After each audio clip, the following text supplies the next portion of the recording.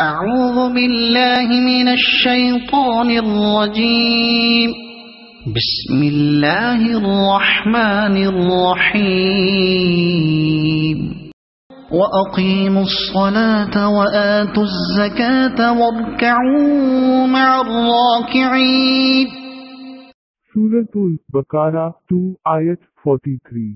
اور نمازوں کو قائم کرو اور زکوۃ دو اور رکوع کرنے والوں کے ساتھ رکوع کرو۔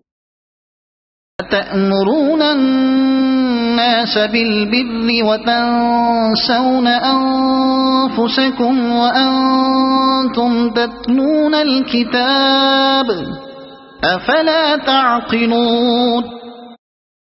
سورۃ البقرہ 2 آیت 44۔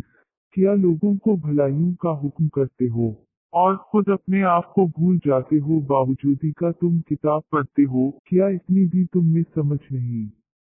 وَاسْتَعِینُوا بِالصَّبْرِ وَالصَّلَاةِ وَإِنَّهَا لَكَبِیرَةٌ إِلَّا عَلَى الْخَاشِعِینَ۔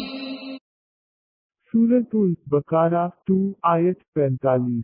اور صبر اور نماز کے ساتھ مدد طلب کرو، یہ چیز شاک ہے مگر ڈر رکھنے والوں پر۔